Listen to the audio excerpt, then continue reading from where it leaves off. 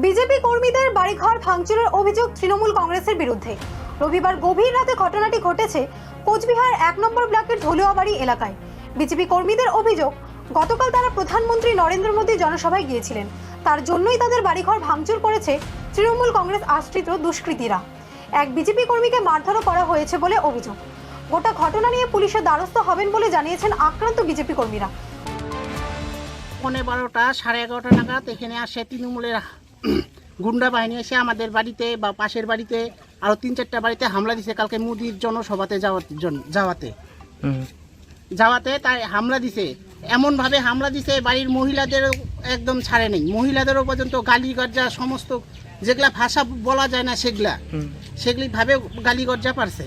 এখন এখন এখন এই জায়গায় এমনই হয়ে গেছে, তৃণমূলের গুন্ডা বাহিনীরা মানে 2 দিন পর পরই আইসে আমাদেরকে হুমকি দিতেছে, আমরা বিজেপি করবে না, বিজেপিতে যাইতে পারবে না, কোনো কিছু করতে পারবে না। তার জন্য এখানে এসে প্রত্যেক দিন হামলা, প্রত্যেক দিন সকাল 6টার থেকে শুরু করে রাত 12টা-1টা পর্যন্ত এখানে আছে এই তৃণমূলের গুন্ডা বাহিনী। আপনারা পুলিশে গিয়েছেন? আমরা পুলিশকে জানিয়ে নেই, পুলিশকে জানিয়ে আজকে জানাবো।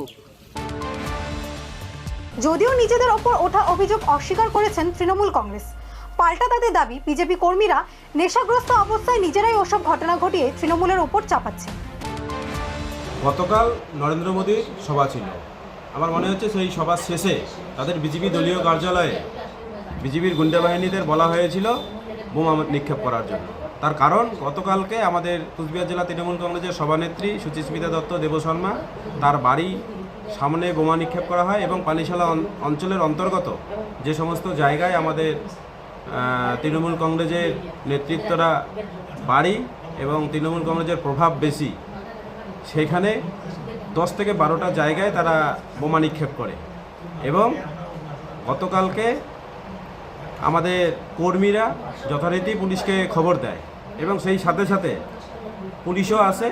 পুলিশকে আমরা বিষয়টি জানিয়েছি এবং তারা যে অভিযোগ করছে এটা ওদের মাতালে ঝগড়া। এখন এমন অবস্থা হয়ে গেছে, বিজেপির লোকজন কেউই নাই।